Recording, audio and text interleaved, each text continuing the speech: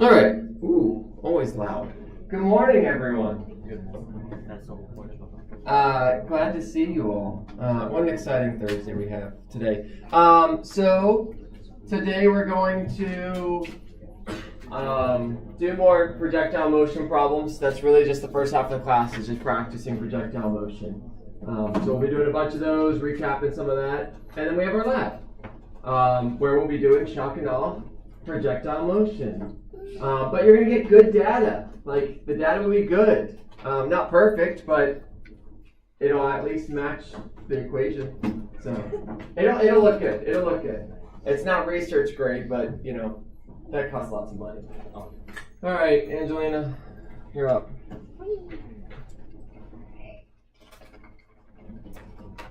I have a joke about time travel, but I'm not going to share it. You guys didn't like it.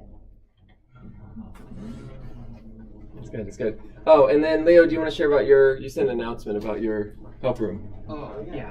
Let me pull that up for you.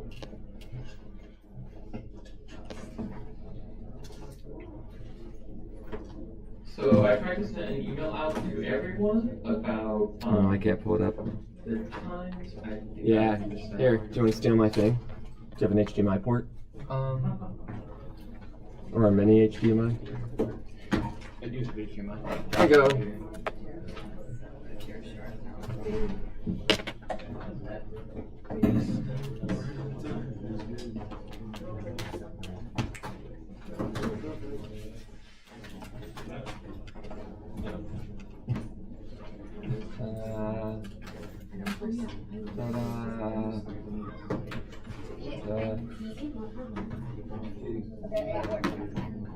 Oh, there we go. Yay! All right. Yeah, there it is. Yeah, so I sent this email. What I have planned for now on Mondays from 11:30 to 12:30, maybe sometimes to 1:30, I should be able to be in the physics help room to help anyone out if they need it. I'm still trying to work it out with Constance if I'm able to do a different day, but I'm not sure yet. Mondays, I know I will have in the physics help room. Because I don't have 2 days at the moment, if you guys need help, I put my personal email and my UCF email here. If you guys need, just title it with the subject header that you're from the class and you're asking about it so that I know to help you and you're not spam that, I'll ignore you. And yeah, if you ever need help, there's my contact information and I hope Where is the help room? Help room is in the first floor. Yeah. Of the physics building? Yeah. Oh. So it's the same place for my physical sciences building. Literally, when you walk in the front door, it's literally the first door on your left. Yeah. It's right there. It's a little like room with chairs and a whiteboard. It's good. The front entrance is not the one closest to like this side, right? Yeah. So the front entrance is if you all take this big outer loop, Yeah. it'll look like the front entrance. Yeah. The one you expect to be the front entrance is the front entrance. If you're walking through like back room doors and just continue up and then you'll find it. Yeah. You'll know you're in the right place when you're in the atrium and it's got a bunch of hanging metal things. You'll know what I mean if you ever see it. So yeah, please do visit Leo there. The help room. So the really cool thing about the help room is it's not only staffed by him, it's also staffed by all the LAs, and you don't have to just attend Leo. So say my office hours don't work for you, or say you're on campus and you're like, man, I'm stumped, but it's not Dr. James's help room out or office hours. You can check the help room. So at some point that schedule will get posted. I'll send that link out once it does. Once that gets posted, you can go to any of the hours. It's basically just like a tutoring room. That's the way to view it. It's fantastic, very, very useful. Again, it's people that can help you. The reality is, as you all seen in this class, know what you need to know. Speaking of those, I did post the solutions. I still don't know that one's not working, but we'll figure it out eventually. The units and unit conversion. So every Wednesday following the quiz, I will upload solutions to the quiz. So, for example, last Saturday, units and unit conversions was due. And look at this, quiz 1 solutions. So remember, there's slightly different versions, so yours might have slightly different numbers here and there, but the reality is it's about the process, not about the exact numbers. So you can kind of try your numbers and see if you can get the right answer in case you missed anything. I guess the internet's a bit slow, or my computer's a bit slow. One of the two. But anywho, they're kind of like what I do in class, where I write out everything. There they are. Steps 1, 2, 3, 4. Oh, so good. Pictures and things. So, anywho, every single week, if there's ever a question on the quiz that you are like, man, I don't know how to do this. No, in the upcoming Wednesday, I will post this. Or you can always come visit me, or you can come visit Leo, or you can visit the other LAs, or you can visit Sark. There are so many resources available. So take advantage of them. Now, I promised you all, I finally got around to it. That I remember I told you all a bunch of people last semester just missed quizzes. It was not as bad as I thought. I was over-exaggerating it. But I figured I'd still show you all the statistics. This is not violating any kind of grade things because you can't tell who these people are. These are like the quiz scores for all my students from last time. If you can figure out who is who, you have a promising job as a psychic or something. There is no way to identify this stuff. So here's the students that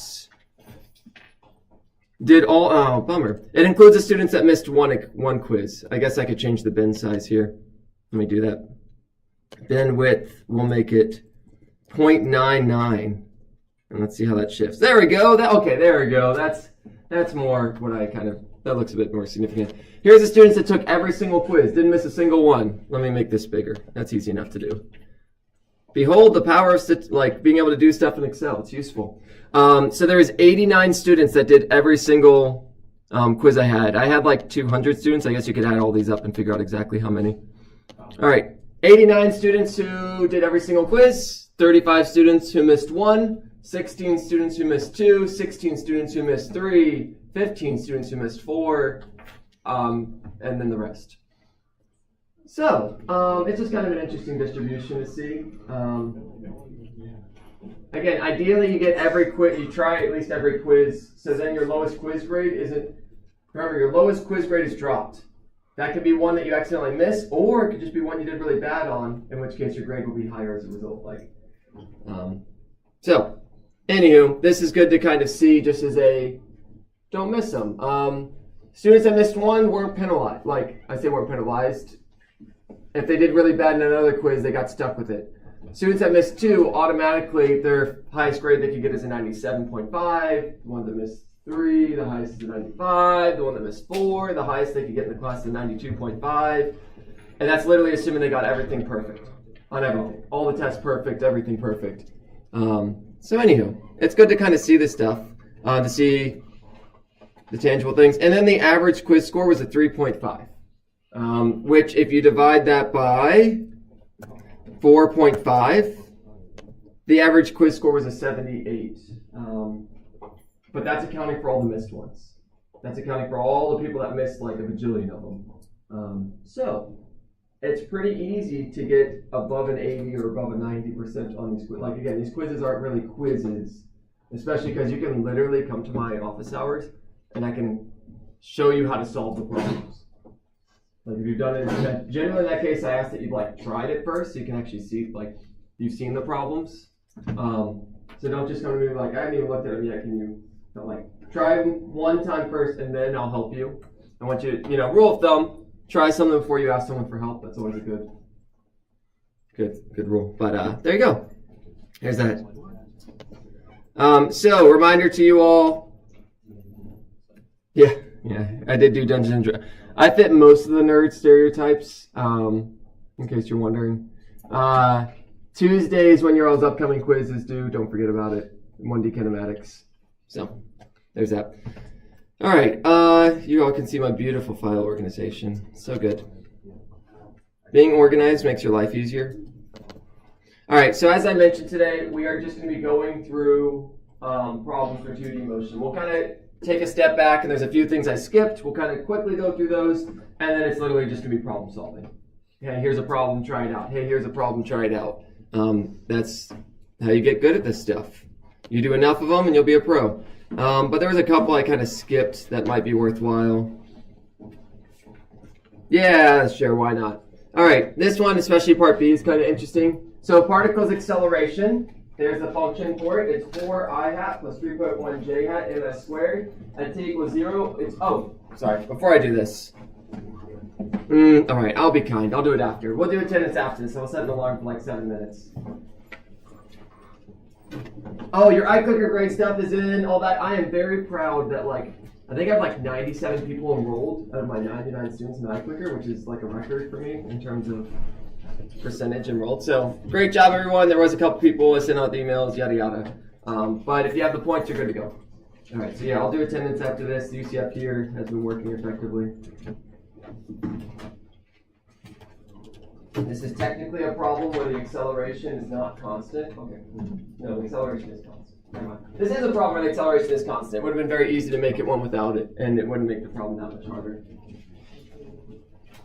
Part A, you should have probably no problem with. Part B is really interesting. Part B says, using the equations that you make, get y in terms of x instead of y in terms of t. Which is kind of fun. We'll get to it when we get to it.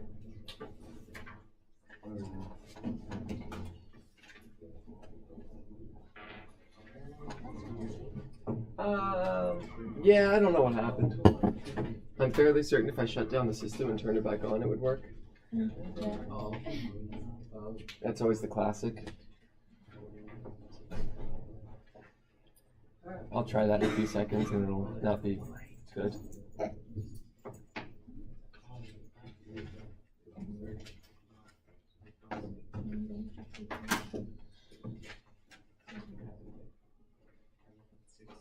Alright, I am going to try to reset that projector, so I'm going to turn everything off and on for just a second.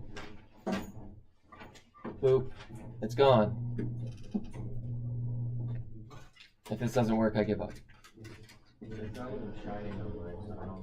Ooh, but it gave a room sound this time, so we got that going for us. Yeah. Just need a kick in the rump. Look at that. Good old turn it off and turn it back on again. Solves 95% of your technical problems, and it's broken again. Oh, I guess we know it's... No, it's fine, it's fine. I just have to poke a button. Oh. Alright. Got it.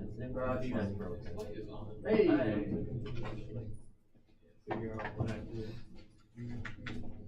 Alright.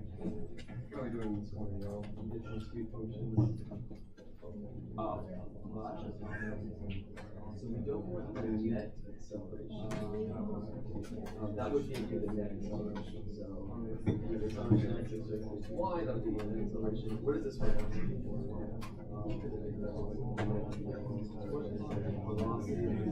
How do we go from the acceleration?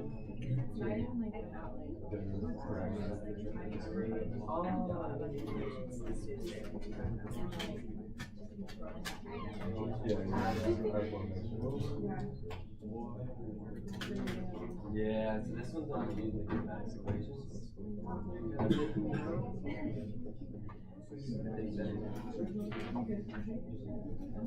That's all in the max acceleration is a number, but do exactly what we have to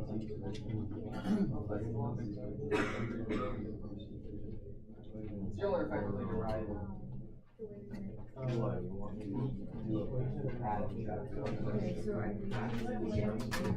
yeah, so for part B, what you're going to do is you're going to have an equation for position in terms of x and do with y. What I want you to do is get an equation y equals y in terms of x. Yeah, that sounds like so get the equation for the position. Yeah, part B is so in part B, so you'll eventually get an equation for position and you'll have an x and a y, and they'll both be as a function of time. So you're going to use that to get an equation, and I'll kind of show this because it's the wording here is a little tricky if you haven't done one like this. All your equations are going to be, when you all get part A, it's going to be position, so you're going to get velocity as a function of time, and you're going to get position as a function of time. Part B, I am asking for y as a function of x. So using the position equation, they both are functions of time, and so you can use that. It's kind of like a system of equations. I'll show it in a second. Once you see one of them, it'll make sense. It'll make more sense me solving through it. But if you can puzzle it out yourself, that's twice as good.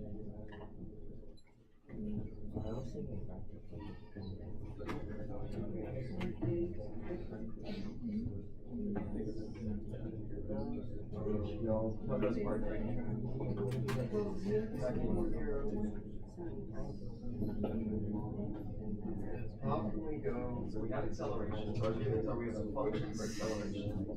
How can we take that and get a function of velocity? What's the relation between acceleration and velocity?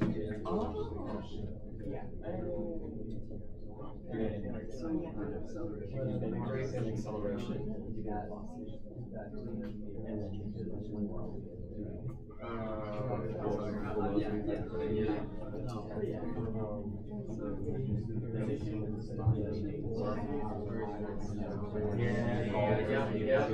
yeah. Good math. So if you're stumped, check around with people, y'all. So this does come down to, it may not seem like it, what's given? Oh, I have acceleration as a function of time. Okay, there's no time in it, but technically it's a function of time.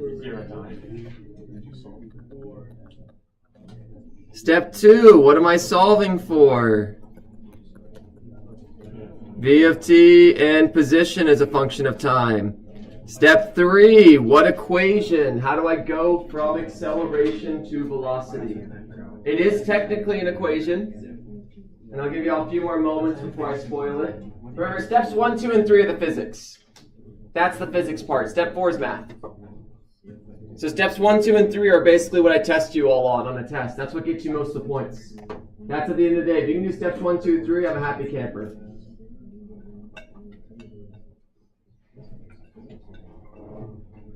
All right, so I have asked around, how do you go from acceleration to velocity? You integrate. So remember that acceleration is defined as the derivative of velocity with respect to time. So what's the opposite of a derivative? An integral. Calculus is useful. Like, you will end up using, there's a reason that you all take calculus. It's because it lets, you cannot do this without calculus. Like, it's just not possible. Calculus is what unlocks the ability for you all to find more things in this world, discover more things. There's a reason various people invented calculus. It's to solve problems. Maybe for funsies as well. I don't know.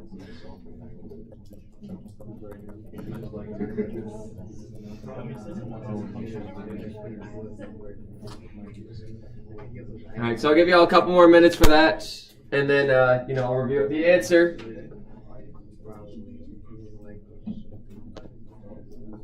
Reminder, every single problem that we basically do in class is from the problem set, and therefore the solution is available to you. You don't even have to wait for me to show it to you. And I even tell you which problem it is. 2D kinematics number 3. Boom, there it is. All right. And I'm going to kind of put, part B is the one that's going to throw people off. When I put the answer here, you're going to kind of see how to do it. The answer is going to reveal the mystery. I have no idea what it's pasting right now, but it's trying. Ooh, it did it. All right, great. So to give you all kind of a checkpoint here. So there's the answer for velocity and position. If you do the integration, you get those answers. What is part B asking? This is my function of x of t. This is my function of y of t. I hat is x. J hat is y. So you can kind of see that right here. Hey, there's my functions of x and t and y of t. They both share a variable, t. So you can actually solve for t. You can solve for t and get a y as a function of x. So what you're doing is you're going to solve for t. It doesn't matter which one you pick. Solve for t in the x equation or solve for t in the y equation, and then plug that. You have 2 equations with 3 unknowns. You can kind of rearrange them See if y'all can get to this answer. Something feels weird about that answer, but I'm still trusting it.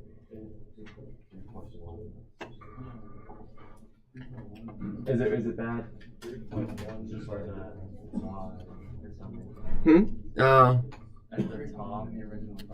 Oh, that's weird. That's very weird. I have no idea how that happened. It would just make it 0.775 instead of 0.75. 0.775. There we go. Yeah, I don't even know how that happened. That makes this one 3.1.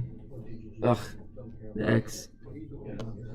I will show how to do part B, but keep struggling through it. That's where the learning happens. The learning happens in the pain.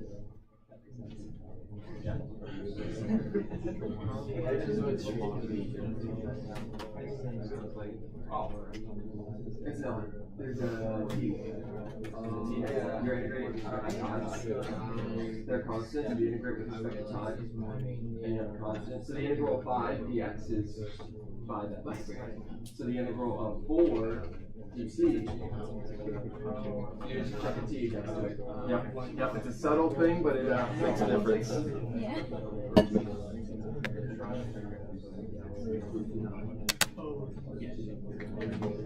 So yeah, try this out. If you are stumped, call us over. Don't just wait for me to show the answer and show how to do it, because you learn so much less. There you go. Oh, I did it backwards. That's what happened. Okay.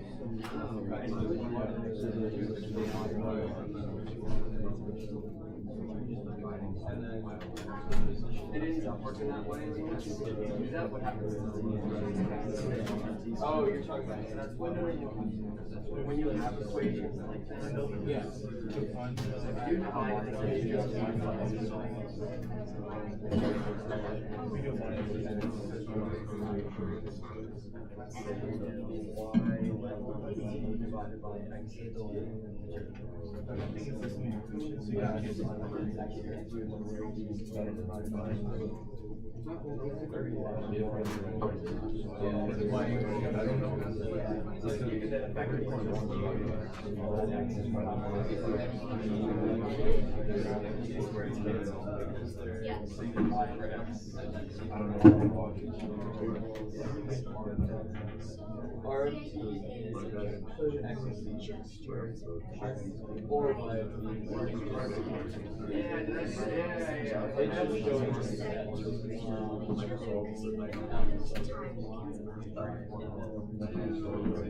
Right, so you get 3.1. So that's one way. That's one way to do it. But the way that you keep our product order with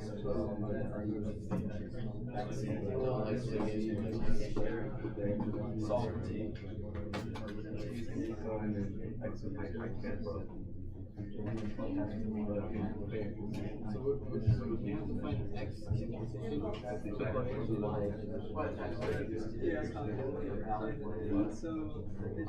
It's algebra, but you can subtract equations from each other, add equations to each other. It's totally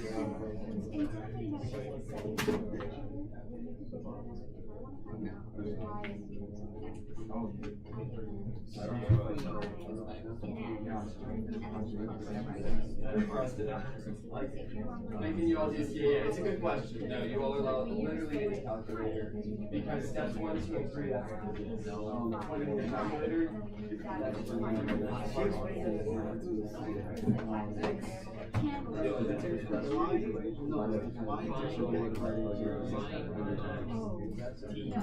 All right, so for part B, I'm going to kind of do a new slide, and I'm going to show you all a couple things, because someone pointed out something. There is kind of 2 ways to do this. There's the way that you all, the vast majority of you all, and kind of what I also default to.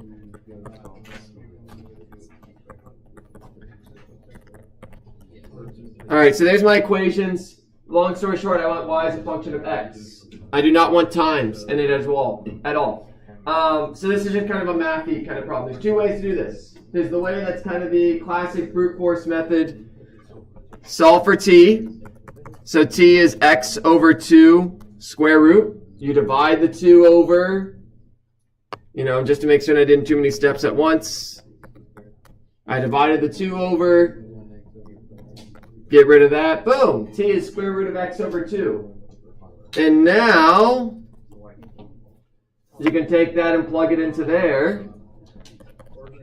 And you get 3.1 over 2 times square root of x over 2 squared.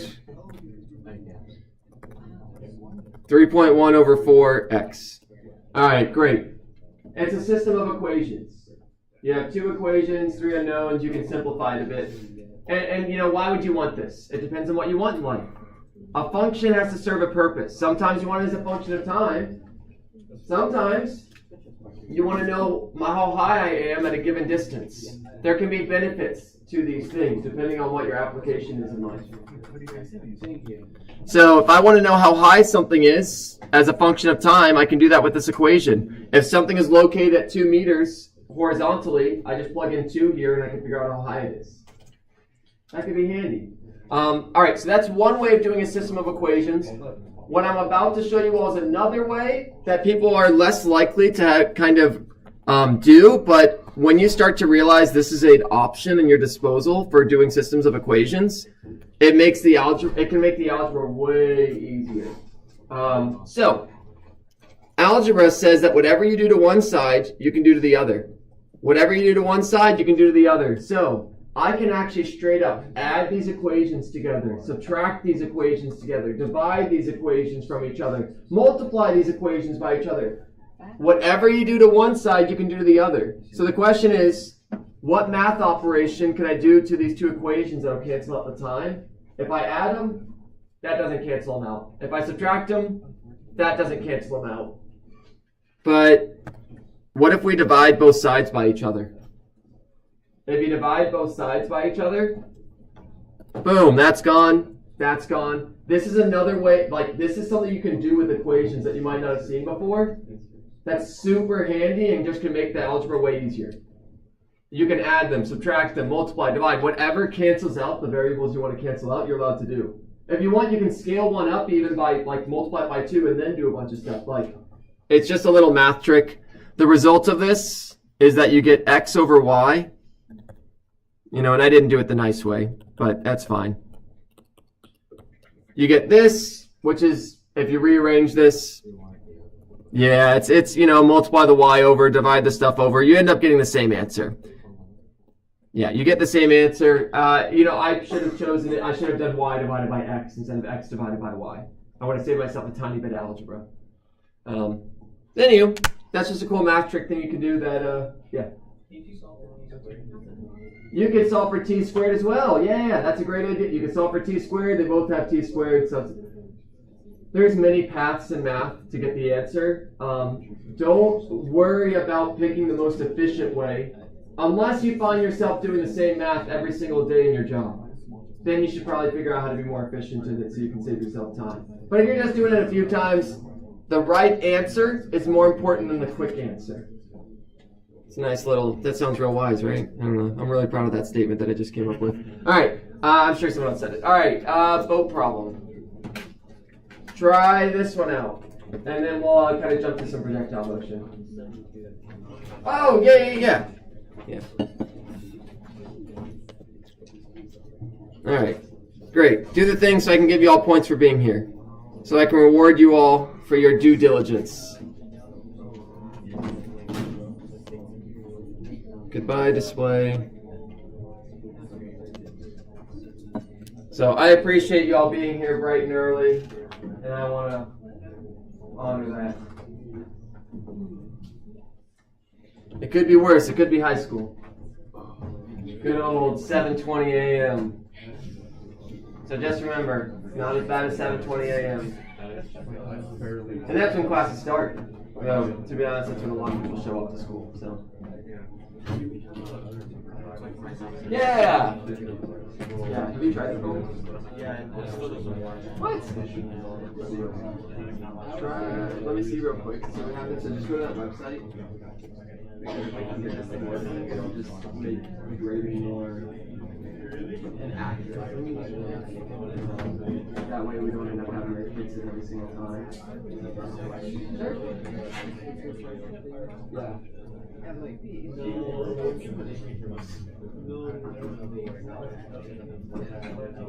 Oh yeah, that was the old one. That was no. So that was the old ones. I've updated it. If you check the iClicker app, it'll show you exactly which questions you got right and which ones you got wrong and which ones didn't register in the middle. This one just shows you overall. The iClicker doesn't like the decision. Yeah. So that means you probably want just check the iClicker app to see if there's probably some question that happened. The result though, I will not grade. So at the end of the course, I will take however much questions I ask, and I won't grade it. So in this case, 13. I won't grade it on 13. I'll grade it on 75 versus 13. So you actually have over 100%. Something like that. And that's built in for that reason. If things don't work or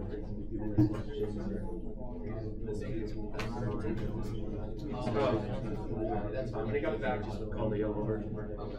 How'd it go? Did it work? Oh, right. Yours is going that crazy error.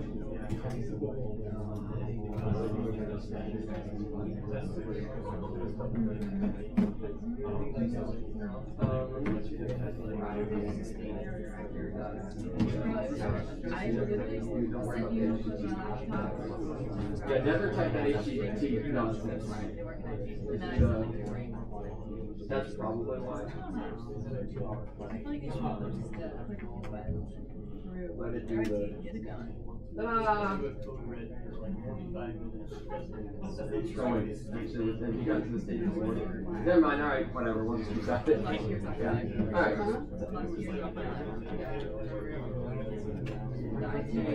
Let me put up that. Alright, at this point, if you didn't get attendance, just call Leo over. He's got you.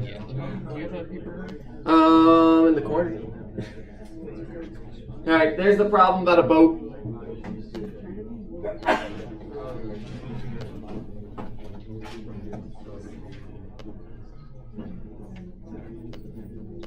This is a good one. Now note, question, basically this one's, do you understand the relationships? And note that question A is, what is the velocity? It doesn't say in the x direction, it doesn't say in the y direction, it says what is the velocity? You have two choices.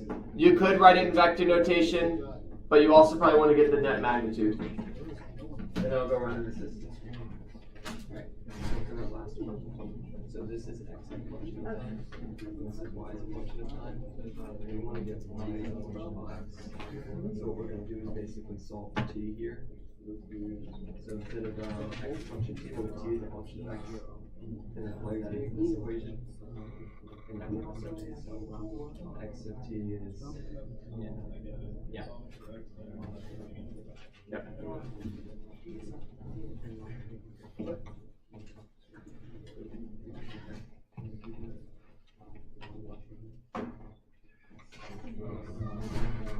Acceleration is just like it's not.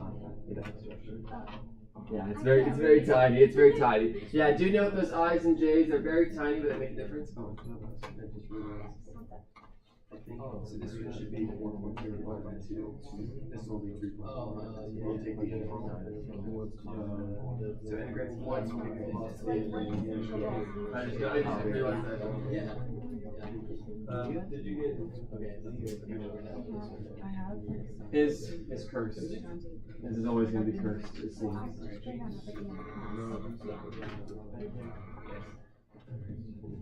How are you all feeling? Oh, you're good. What's that? Not bad.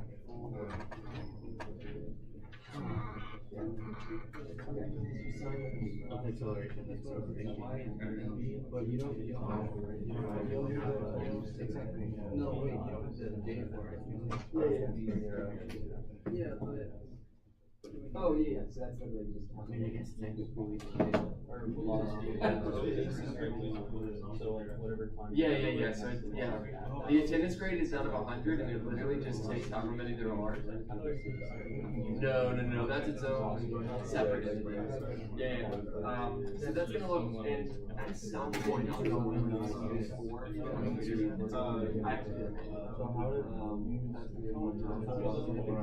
Yeah. No, it's just from. We just started counting test classes.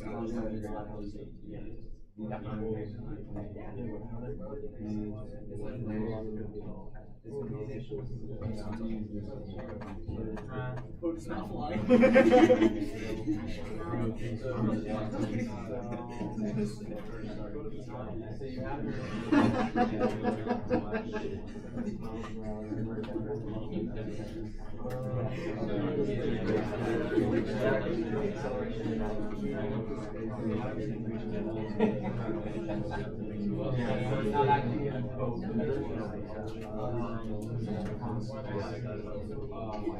So the key to this problem is you have to split the problem into X and Y. You have to split the problem into X and Y. You do not want to work in this problem in both dimensions simultaneously.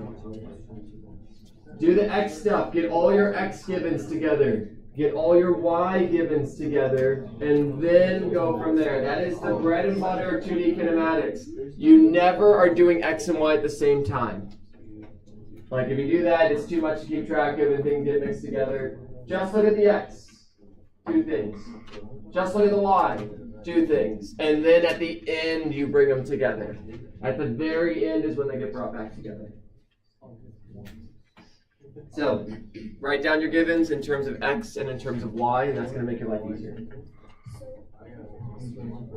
Yeah. Is it the vector or the magnitude? That's it. I don't know. What did I put in the prompt set? Both are great. Honestly, I'm going to put both on the board and say you could expect to I see it says the vector. Okay. Yeah, on a test, generally I would say, like, what's the magnitude of velocity? And that would generally say the total. Or I put what's the velocity in vector notation. That'd be a bit more clear than this problem was. But honestly, I want people to be able to do both. So. Both is good. When it comes to practice, both is great.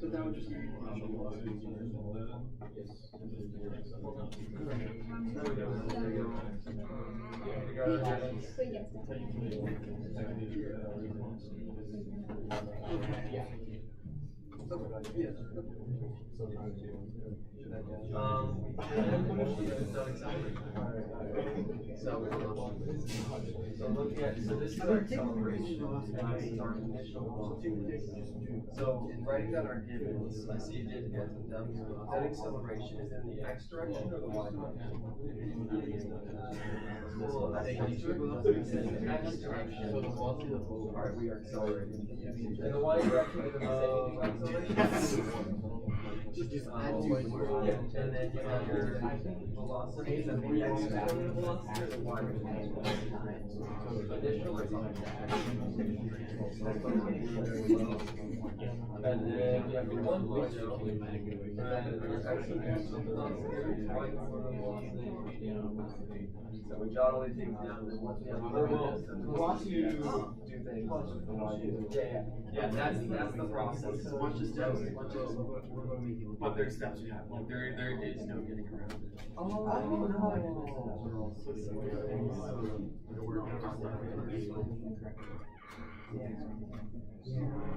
Let me put the answer in this. As mentioned before, you can totally, anytime I put a problem up here, you can look in the problem set for the answer if you don't want to wait for me to put it on the board. But for those that were waiting, I'm not done, but it's getting there. It's getting there. I'm not done yet. there's the answer in all its vector goodness. Now, I do want you all to find the magnitudes as well. Good practice. This is in vector notation. Make certain you all can also get the net velocity, the magnitude of velocity.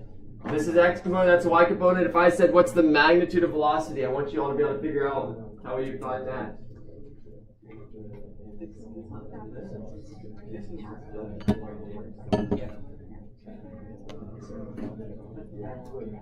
If you have the x and you have the y, show me that you can find the magnitude as well, the total. This is the velocity it's traveling. And you know, if you do angle, that's going through. Get a nice thumbs up for me.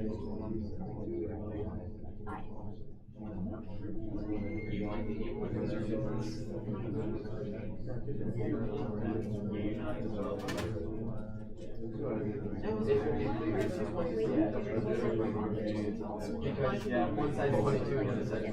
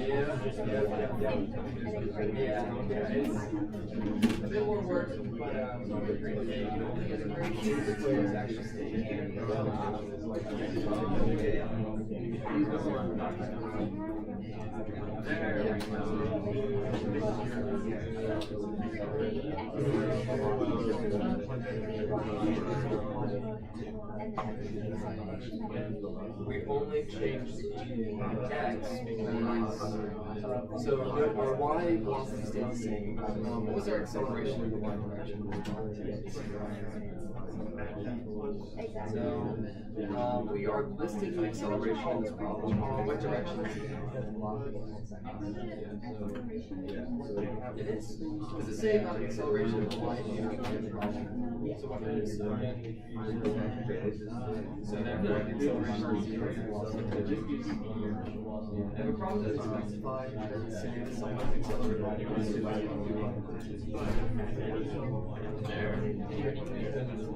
All right, so it's looking pretty good, y'all. Loving the progress, loving the effort.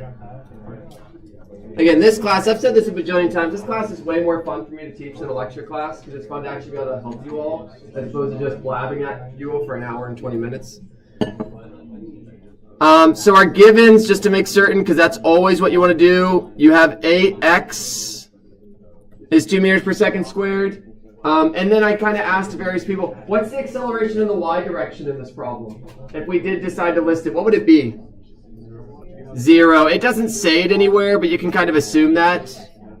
Yeah, you kind of have to assume that, and that's get used to making assumptions. You're going to have to, when solving problems, assume no air resistance, assume you're on Earth, assume all the things. Yeah, that's just part of the thing. You have to know what's a reasonable assumption. Initial velocity in the x is 2. Initial velocity in the y is 1.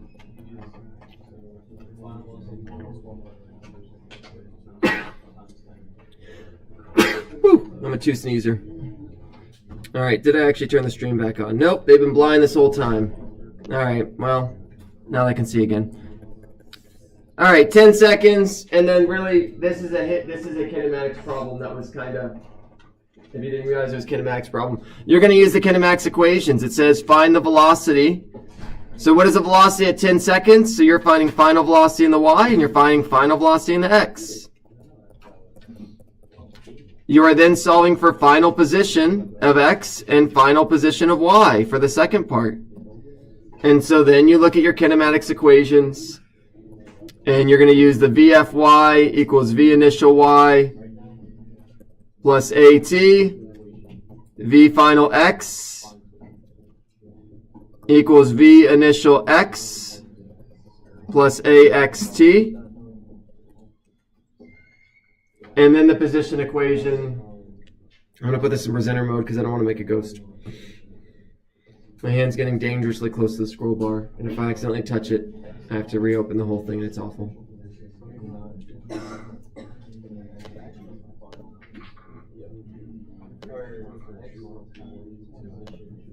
And it just takes a while. The loading takes a while.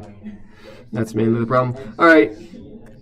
So yeah, xf equals x naught plus v initial xt plus 1/2 axt squared. Do note that this is a subscript x. A subscript x. That's a really common mistake I'll see people make is they see me write that. If you really wanted to, this wouldn't be that hard to. My acceleration as a function of time is 0. I hat plus, nope, 2 I hat plus 0 j hat. And then you could integrate it, but you would have a when you all integrate this, so if you chose to go down this route because you're like, I love integrals, it'd be 2.0t plus a constant I hat plus 0 plus a constant j hat. Anytime you do an integral, there's always that constant. What is that constant? The initial velocity in the x. And again, you can see where all the kinematics equations came from by doing this. And then you can, if you really wanted to, you could do this. You could totally do it this way. But that may be a little trickier to see for most people. And then you can integrate that to get the equation for position as a function of time. If you were a physics major later on, yes, this is. In later physics classes, upper level undergrad, you stop using numbers. You don't plug in and say, what's the final velocity? If you do, it's going to be v as a function of t and this and this and this. Because if you can get a general equation, you can solve an infinite number of problems, which is far more useful than a single solution. So anyhow, I don't think that's the case in engineering, but I also haven't taken upper level engineering courses. So who knows? Not me. Probably an engineer. All right. Boop, boop, boop. Look at us go. Wow. Okay. That jumped around. There you go. Projectile motion. Projectile motion. I am so kind, so I'm going to draw a picture of this for you. And then I'm going to leave you to do it. Remember, for projectile motion, here's the process. Split it into x and y. Always. Everything in x and y. In the y direction, what is a very, very important variable you always know? If you're in the y direction, what's the variable? Yeah. Acceleration. Acceleration in the y direction is negative 9.8. What's the acceleration in the x direction if you're in the air? And there's no jets or propulsion? Right? 0. Remember, when you're in the air, when something gets thrown, x velocity is constant, y velocity changes. You're going to see that in the lab today. But you also see it when solving this problem. All right, so wow, let's draw a picture. There's a projectile. Let's just say it starts on the floor. It doesn't really matter. It just says it lands at the same height it was launched. So why not the floor? It goes at an angle of 30 degrees. And it goes boop, boop, boop, boop, boop, boop, boop, boop, boop. And it lands. And it takes 20 seconds to reach the end. What is the initial speed of the projectile? What is the maximum altitude? Honestly, part A, once you get that, the rest is easy. Part A is the hard part. And funny enough, in this problem, I've told you all in these problems, find time first, and then use that. Or you already have time. So yeah, this is a really good, there is many ways to solve this. I'm going to let you all struggle through it for a little bit, though. That's what learning happens. See if you all can figure out a plan for how to do this. See if your group members have a plan. You all have a wealth of resources within arm's reach of you. It's other human beings. Write down your givens.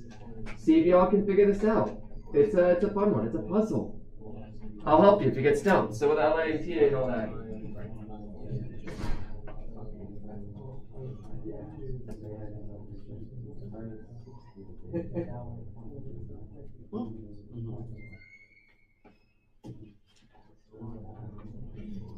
That one's Y versus X. So what they actually end up doing. Yeah. If you have a Y and X, the velocity will be X. But this is very much write down your givens. There's not many of them. There's literally 2. No, 3. You got the acceleration. The final velocity is not 0. Do not put the final velocity as 0. Do not fall into that trap. I should say the final velocity is not 0 if you say it's when it's hitting the ground. One of the components does turn to 0 at some point in the flight. That's useful.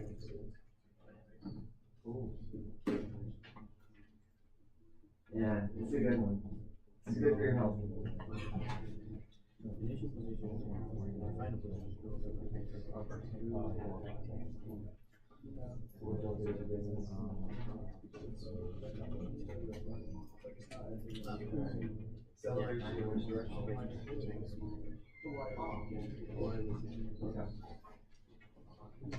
Now, are there any equations that let us figure out literally anything because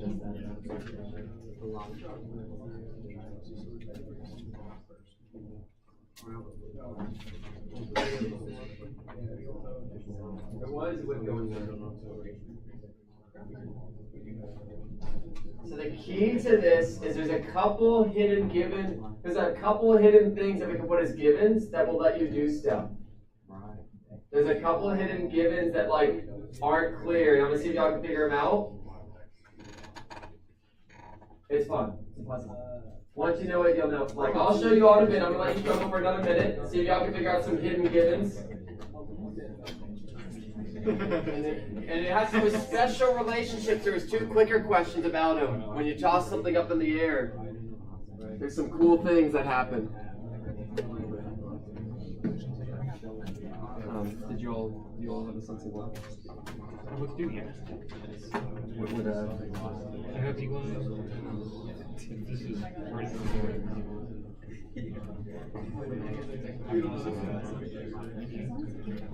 So let's see. 20 seconds. Oh, so you use that to. Yeah. So you don't know initial velocity though. I'm trying to. Oh, yeah. So I'm solving velocity.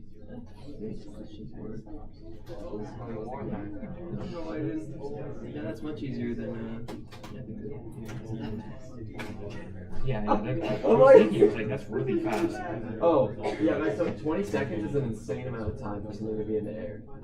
Especially from a 30-degree. Yeah, that's great. No, that one totally works. There's so many ways to solve this, which is great. Alright, so there's so many ways to solve this, which is really cool. So we have our time, it's 20 seconds, and I'm going to clarify here. We're going to call this like T-tot, T-total. T-total is that the acceleration of the y is negative 9.8 meters per second squared. Did anyone figure out any other givens? Like, let's just generate as big of a list of givens as we can before we start kind of seeing thinking of multiple ways to do it. There's so many givens we can actually write down here. Yeah. We know that x naught is 0, and we know that y naught is 0. Great, there's even more variables we can figure out about this. Yeah. The y final is also 0. It ends at the same height it started at. There's even more. Yeah. The x acceleration is 0. That's another one. Still more. Yeah. At t equals 10 seconds, the velocity of the y direction. Ooh, so that's one of the ones I was kind of searching for.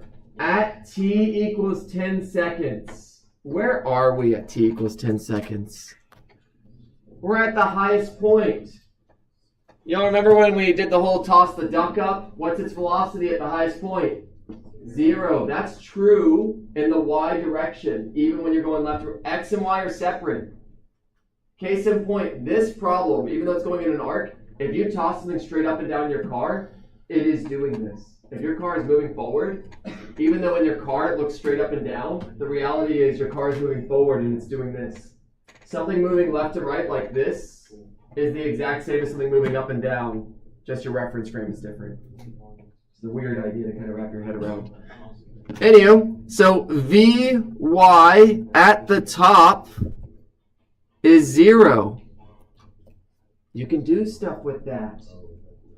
And then you also, related to that, the time to the top is 10 seconds. There is even one more given, it's not necessarily a given so much as a relationship. How does my initial velocity compare to my final velocity? So let me go straight up and then straight down. My V initial Y is the exact opposite as my V final in the Y. And my X initial velocity, my velocity in the X is the exact same. So, now, a lot of this is only true because it's landing at the same height. If it's not landing at the same height, we don't get to use all of these things. But if you are landing at the same height, this is true of every single problem you all do. A lot of this is. The problem literally gave you 2 numbers, and we were able to generate 1, 2, 3, 4, 5, 6, 7, 8, 9, 10 givens. That's why 2D kinematics problems can be a little tricky. Once you do enough of these, you'll start to kind of ingrain these things in your head, and you'll forget that you never knew them. But right now, when it's the first time, yeah, it's like, wow, that's a lot of things. Didn't realize you'd get that many things. So, try it out, y'all. See, look at all these givens. You certainly can solve a problem, figure out what you're solving for, and I'm sure you can find some equations that will let you use these. Just make certain if you all do use that Y top, to the highest point, that's your final. Your final is you got to clarify what your initial and final point is whenever you're doing these problems. So you can either take the initial as the beginning and the final as the end, or you can take the initial as here and the final as the highest point. Your time will scale accordingly.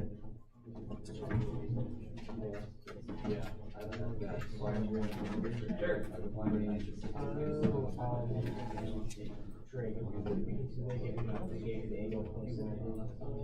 For the time to the top? So the time to the top will be half the total time. Time to the top, and it takes 20 seconds to do this. It's just it. Yeah, you're not going to do any crazy. So we can't use that. No, we're not going to use that. Time's not effective. Yeah, time doesn't have components or anything like that. Yeah, that's a good one. Yeah.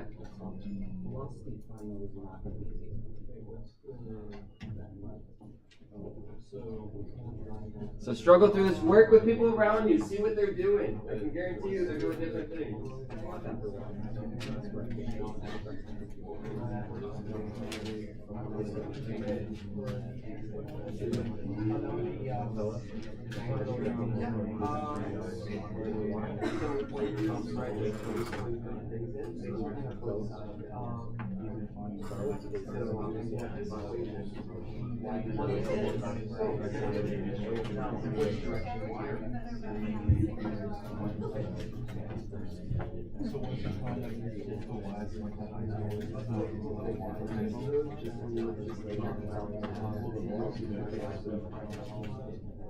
So you have solved because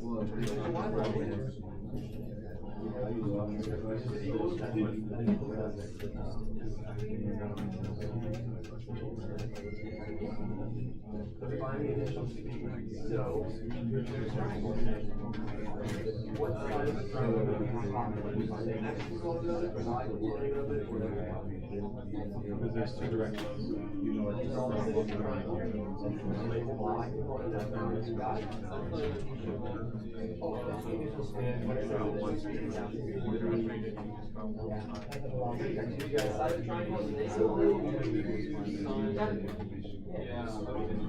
within the 30%.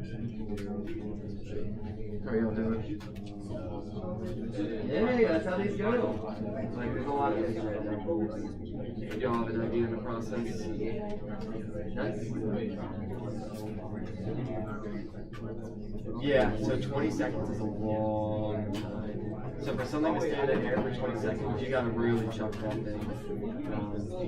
If you all remember, dropping something for 3 meters, so like 20 seconds. That's a long time of flight. Yeah. Which is great though that you're thinking about that. Sure.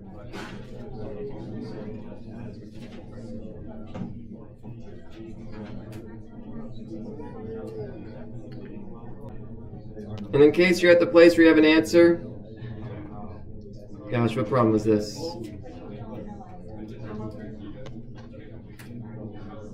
This thing is going fast, which makes sense. 20 seconds is a long time to be in the air. 20 seconds is a very long time to be in the air. Remember, it took less than a second for something to fall from the ceiling to the floor. Less than a second for that. So 20 seconds, yeah, you got to really eat this thing.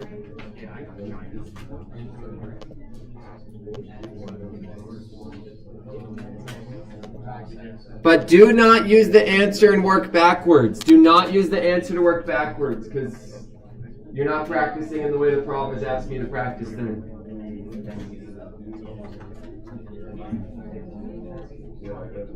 Yeah, so initial speed is asking for this thing right here.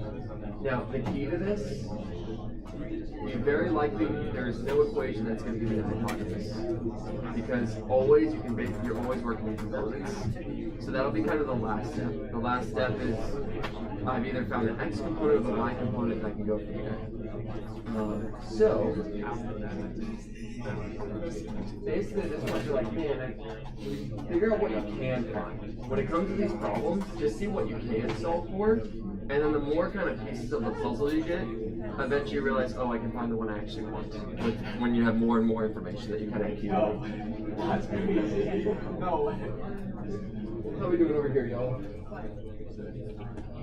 Y'all go with a plan, strategies? Oh, nice. Awesome. Great.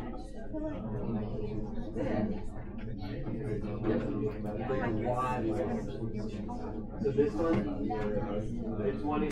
So part A is asking for the net velocity. When it says initial speed, to clarify, it's asking for the magnitude of velocity. It is asking for the magnitude of this. The speed is the magnitude of velocity. So not the y, not the initial y component, not the initial x component, the total, the magnitude, the x and the y together. Now, you don't need the x and the y to figure this out. I gave you the angle. If you can just figure out one of those sides, if you have one side of a triangle and the angle, you can find everything else about that triangle. You only need 2 pieces of information for a right triangle to figure out all the rest. 2 sides, the side of the angle, all that. Let's see what you did here.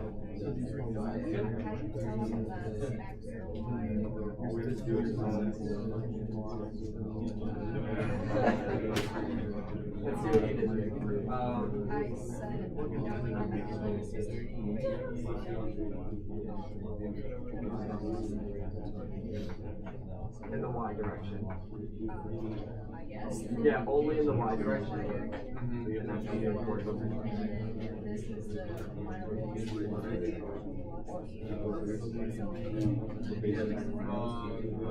yeah, so that will work in the y direction. Yep, so just swap it. So that'll be to the y. So then do a substitution. So we can get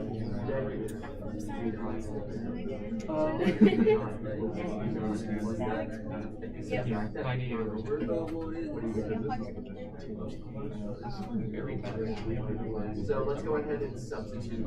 If you pick your point. No, I got 98 from Here. So let's just replace this one. So BF equal. Rewrite this entire equation. Rewrite that equation. And then these are all y components. The reason we know which y is because we're working.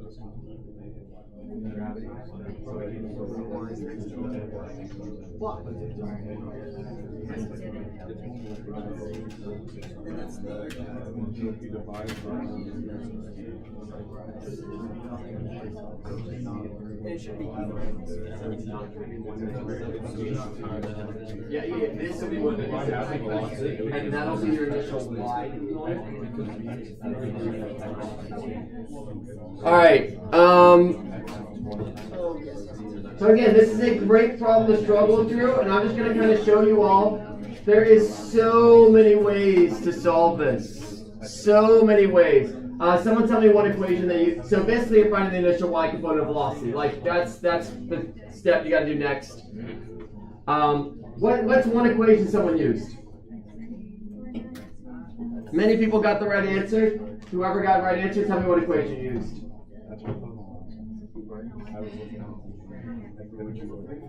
For to proceed to get the initial velocity, what was the equation that you all used? So we are solving for this. To do so, the reality is we're going to have to find this. Like every person I've seen, that's what that's what you end up having to do. There is so many ways to do this, and I say that not to be like if you couldn't figure out a way. It's not like oh, how did you miss it? There's so many ways. It's to show that like it's cool. Depending on what relationships you use, there's options. So, what were some of the ways? What was an equation that would let me do things? Yes, thank you. Yeah, either one. I think y'all both use the same way. I did the x final equals x initial plus the velocity initial times time plus 1/2 acceleration times t squared. That's one. Let's look at that equation. You know this, you know the y final, you know the y initial, you know the time, you know the acceleration in the y, you still know the time. You know everything but the thing you want. So you can find it. That's one option. Another option is you all could have taken the y final to be up here. You all could have taken the y final to be at the highest point. So you could have done VFY equals V initial y plus AT, where here it's time to the top, where here it's the final velocity at the top. That also works. You know all that information. You know the final velocity at the top, it's 0. You know the time to the top, it's 10 seconds. You know the acceleration. Awesome. And then the last one is probably the one that the least people did, but it's one that I think is kind of I think it's cool. Again, it does not matter to me which one you all picked. Actually, there's so many. Another one you all could have done is this same equation. So V final y equals V initial y plus AT. But you can use the total time. And you may ask yourself, but I don't know this or this. Correct. You don't. But what you do know, you know that the initial velocity and the final velocity are negatives of each other. So you can actually rewrite this equation as negative, if you just make this substitution. So if you make this substitution, you can replace the V final y with negative V initial y. I can make that substitution. V initial equals negative V final. So I can swap those. So I can do this.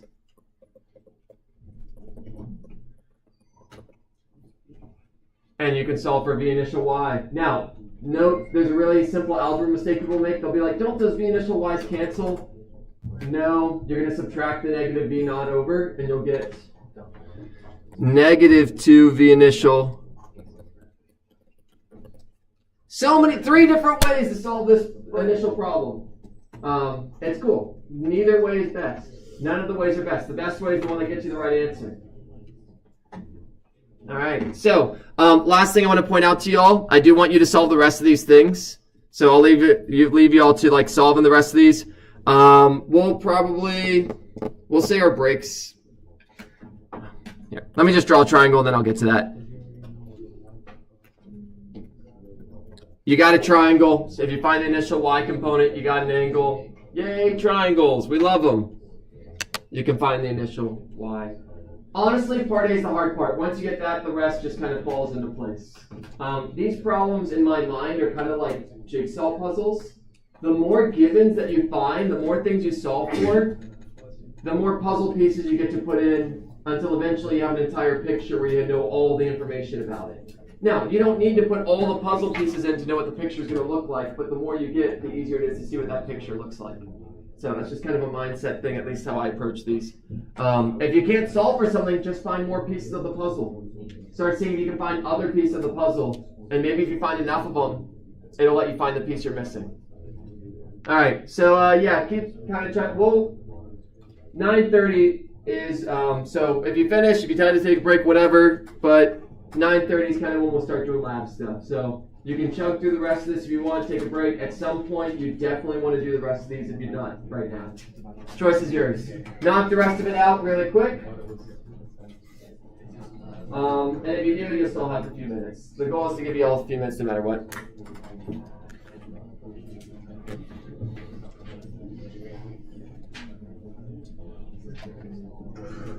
And I would call this a level 2 problem. It's not the hardest. This can get a little harder if I put this thing above ground. If I make this thing not land at the same height it starts with, that's kind of the final kind of layer of complexity.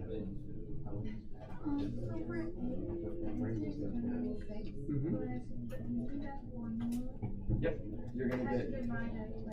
Yep, so you're gonna get 98.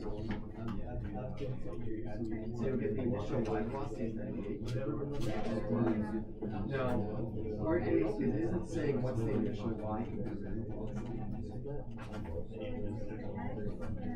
It's saying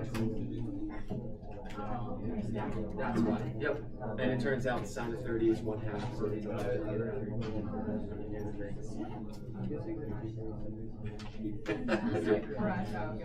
Is your brain? Let's see. These problems are a lot. There's a lot of steps, and that's. Where are you on the first part? Or Kind of. Like, I got, so. You got the first part, right? Yeah. Well, kind of. So that's the y component of velocity. Because you're working with gravity.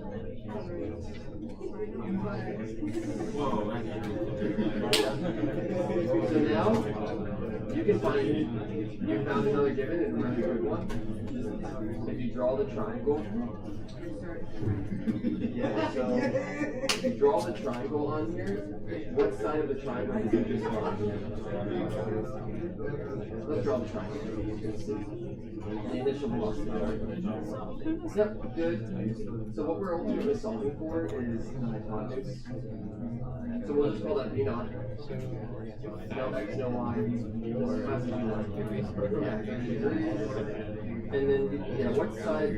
So not time. This triangle is going to be the whole velocity. So this is the total velocity. What component of velocity is the x or y? So we're going to label that the initial y. The right side of the equation. And then we'll call that one. There you go. And then that goes there.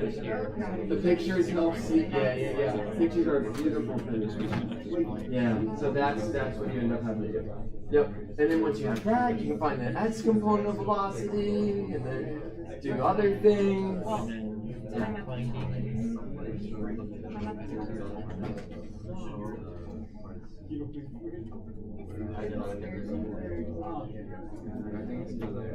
Yeah. Where did you get the 98? So this 98 was 98.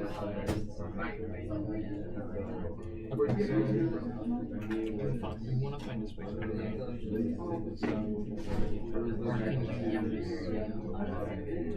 Which side of the y?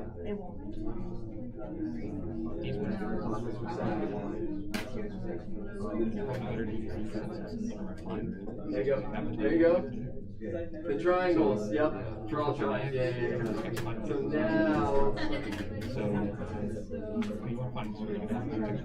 Yeah, draw the angle on there as well, so you know exactly which angle is which side's opposite, which side's adjacent. There you go. There you go.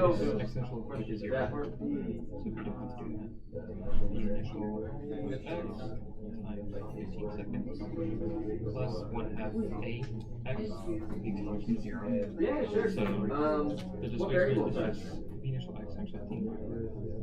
Yeah, Oh, actually, it's because I didn't add the two.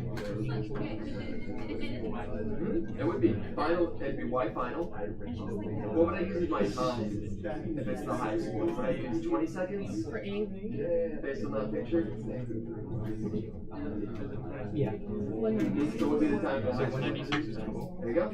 You've got, and then you've got initial velocity in the y. You've got the time That's the initial x. for that. And then you're just gonna look at your equations. You basically know everything about that variable. You know your initial position, you know your initial velocity, your acceleration of the y, your time. What equation will solve for final position? The bajillions of it would be. Yeah. Oh, you took. The y is more complicated because we're Yep, going it's to the exact same thing. X and t is one the final x is y position initial. at some point, i.e. Y final? So I purposely have people on x and t so that people will make that connection. That is a final. It is the same thing. Alright. Yeah.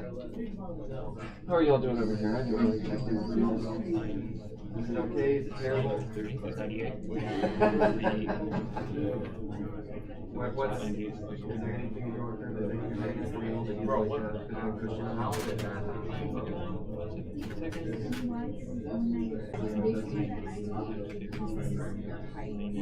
one, so the initial is here. Because the initial is one and the highest point, so it's like your thing when something's going up and down, the highest point is final velocity. The highest point is velocity. So that we're solving for the initial and the y. Now we have both of those. So what's the acceleration of gravity? And what's the time to the top? Yeah, so it's not going to get you 196, and that's good. You don't want it to be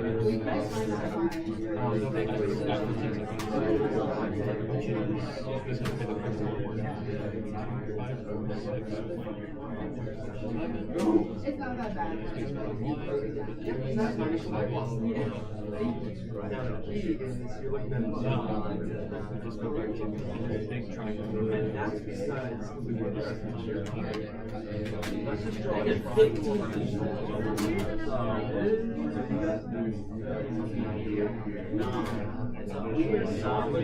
I don't have a visual magnitude total one side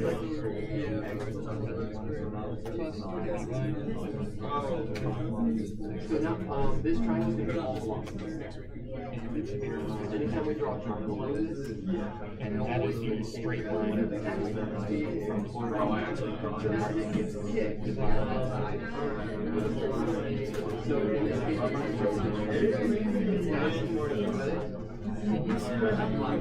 Yeah, so it's just so we're taking just the x and y positions from so then what would that make? Yeah, what would that make the two sides? position from the ground. And if you want to find Yeah, an initial is fine. which is just the direct distance,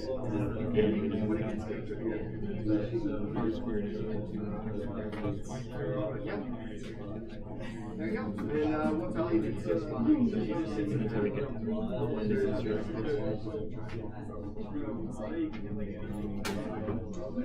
yeah, which a lot of value? things are pretty much that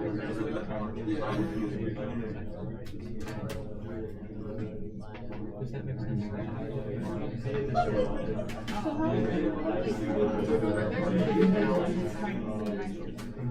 You found that there's upwards of Oh yeah. So This is the magnitude of the line right here. If you want to just find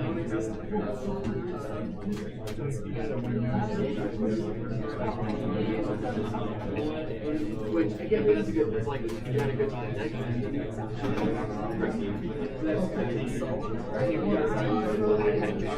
That's just these components out front. So we just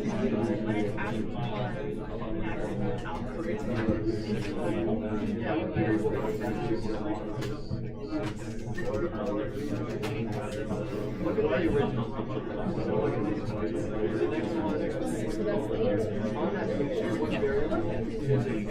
So that is easier. You don't really need a triangle. So all you're going to do is use these two equations to find the displacement. Right here, it's just an arbitrary. So you really want to do is x final minus x initial. I want to do this in the minus that. So in your final Y position. At what point is it when it hits the ground? Where are the pictures?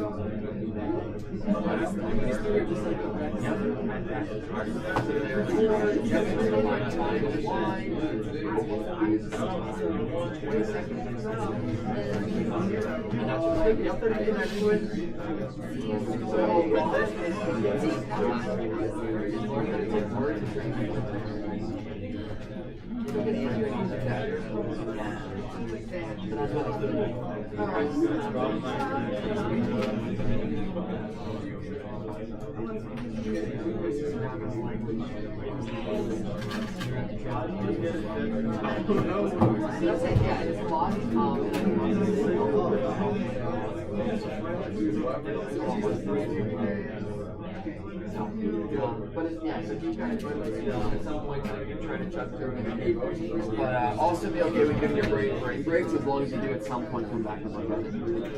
Yeah. We need help finding the range. Sure, what is range? That's far. Yeah, what variable? Yep, final or initial. Exactly, alright? So I want x dash. What equation? What do we know? And there's two. X is actually really easy to read. Because what's special about the x? Why is it easier than working with the and acceleration is constant. So, if you can draw it, yeah, so it's really straightforward. The velocity is the same at all points. You know the time. Have you all found the x of the velocity yet? Yeah, but that's triangle.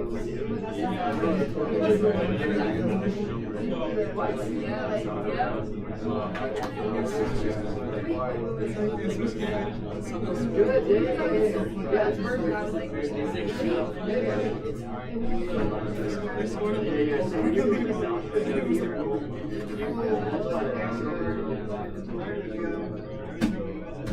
Yeah, anytime you think about the bottom. I did it in my head and then I flipped it around. And but you realize that it's off. You realize it's off. Yeah, I just kept trying different numbers and I was like, it's not a look. No, that's it. Yep. And then you have the x component velocity. Yeah. And then you literally just this term goes away. So it's literally just x equals x. Super simple. Super simple.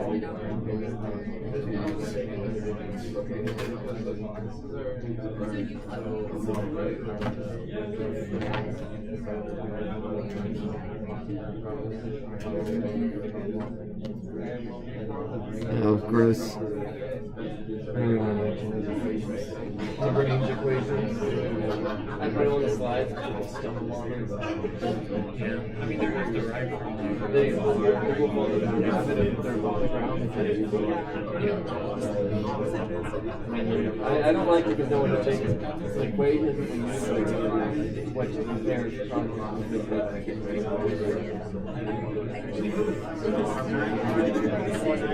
the range equation.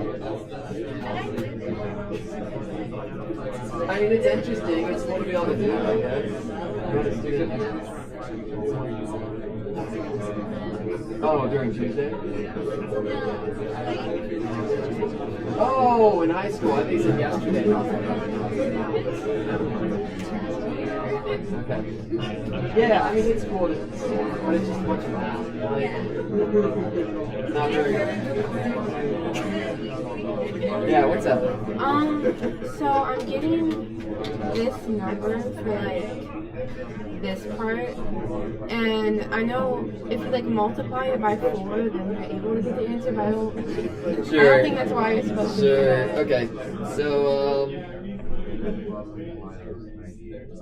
So that's the height. Awesome. It's 490. So how did you get that 490? Because that's the height, so I was finding the bottom of the triangle. Oh, so when it comes to projectile motion, you can't do a triangle with position. The reason being, the thing doesn't travel in a parabolic path or in a triangle path. I figured that was why, but I didn't know what else to do. So there's a variable that would be very, very helpful for us for finding how far something goes horizontally. Basically, it's the one variable you don't have at this point. You have initial y velocity. Do you have initial x velocity? No. How can we find that?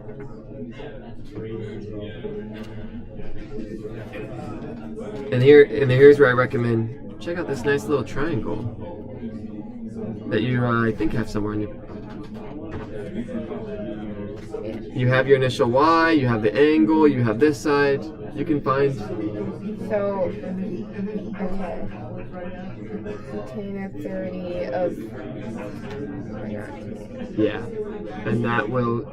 Now that's not going to give you how far it goes. That's going to. What's the sides of this triangle? This is my initial x. This is my initial y. And So that's going to give you your initial x.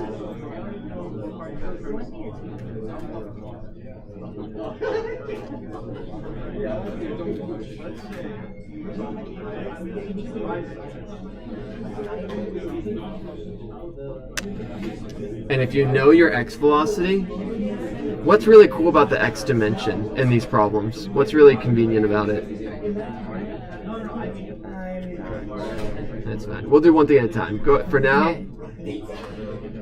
Find the initial velocity in the x. 169. All right. Sounds good. It's a big number. This thing's more to the right than it is up. Okay.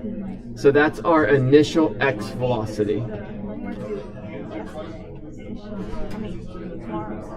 Okay.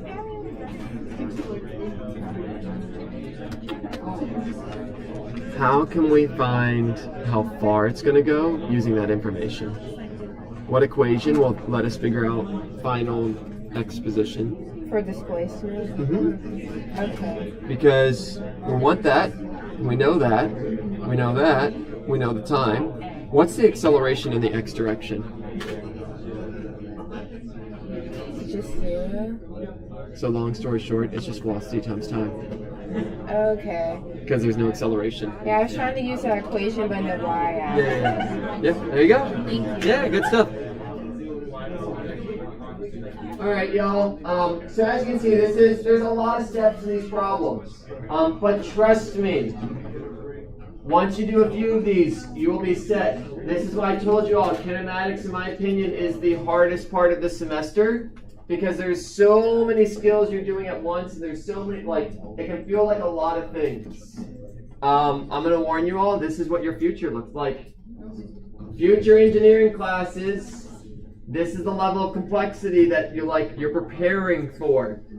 Your future classes won't just be, here's the equation, plug the numbers in and hit equals. There's a lot, that's why engineering, that's why physics and all these different degrees, that's why they're challenging. Your brain has to make a bunch of connections. If I know this, and I know this, and I know this, how can I take all that information together to do something? But here's the good news. Most things in life are difficult the first time you do it. Practice it and it gets easier. That's anything that's, if it's not challenging, you're probably not learning too much. That's kind of a good rule. The example I give, working out, you don't gain any muscles unless it kind of hurts. Like, it sounds silly, but it's one of those, it's hard. Like, parts of it can be hard. Now, for some, there is a normal curve in terms of like difficulty. Some people it's going to be really, really hard. That doesn't mean you can't be successful. It just means you'll need to invest more time and make use of the resources available. Some people it's going to be trivial and you'll pick it up no problem. I want to tell you all, do not feel like you need to be the person that picks up things and everything's trivial. Everyone has different gifts and abilities and talents.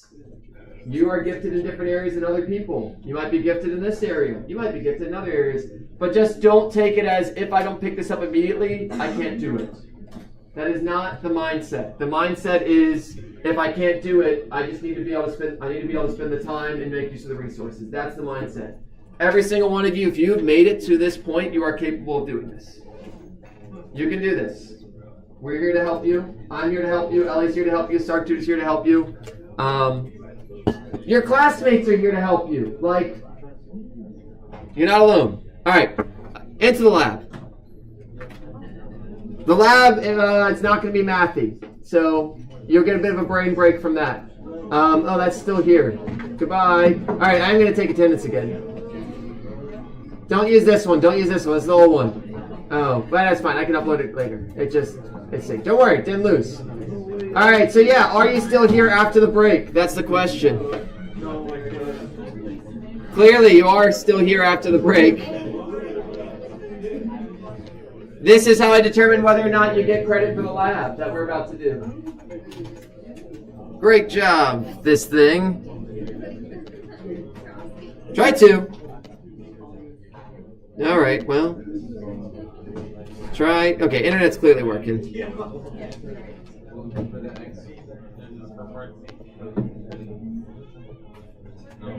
All right.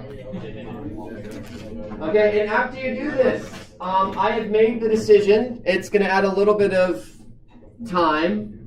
You're going to form your groups again. So we're not going like, you can be in the same group you were in last time. That's fine. But I'm going to have you do that whole thing where you assign yourself to a group again. The benefit, the reason I'm having y'all do that again, what if someone's not here? I don't want you, like, or what if you found that, oh, I liked really working with this other person. So kind of each time we do these labs, you get to form new groups, which can be the old groups, if you want them to be. Long story short, go assign yourself to a group.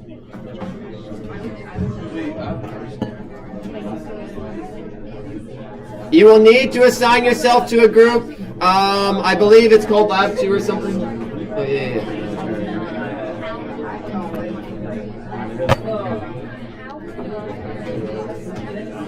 If you go to groups, look, it's called Lab Groups 2 because we're on the second lab.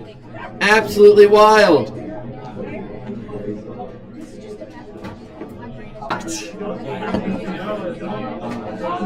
They will be unlocked through the power of me clicking a button. Yeah.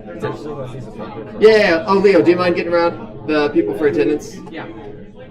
Self sign up is enabled. Why? Wait, one person did it? They're not locked. You have to keep scrolling down to find the one. That's so weird. Why? All right, whatever. I guess they're not locked. And you're just pulling it up. I don't know. All right, who needs attendance? Going in. You want to join again? If not, don't worry. No pressure. Okay, let's do it. Let's run it. All right, and yeah, you all can open the lab, and honestly, the instructions are hopefully sufficient. There's a nice guide. We are using a program called Tracker Pro. You're going to have to throw something through the air. If you have something on hand, great. I will also go get some things. I meant to do that, then forgot. There is a guide for it. I will, actually, yeah, I'll walk through that. Have y'all missed the attendance stuff? Call Leo over. I left the thing and they seem to have closed it, which is very sad. Same policy as last week. Same policy. Have us check your lab off before you leave. If we check your lab off, you are guaranteed to get all the points. If you leave before we check your lab off, we're going to grade it as is. And we will find mistakes. Almost guaranteed. So, Let me kind of open this and walk through what it's going to look like.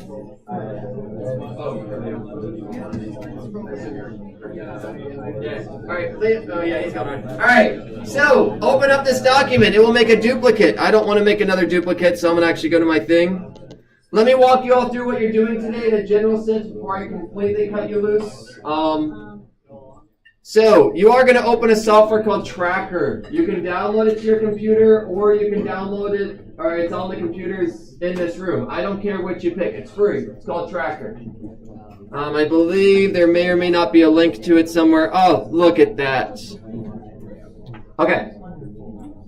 I have written a lovely guide for how to use Tracker and what I'm asking of you right here. It says Guide for Lab. I highly recommend you reference this because it walks you through step by step with pictures and everything. These ones are kind of supplementary. Feel free to look at them if you want, but I honestly recommend the Word document because it lets you see it word for word. The video, whatever. The videos might be fine, but they're there in case mine's not good enough for you. Here's what you are going to do. You're going to toss an object.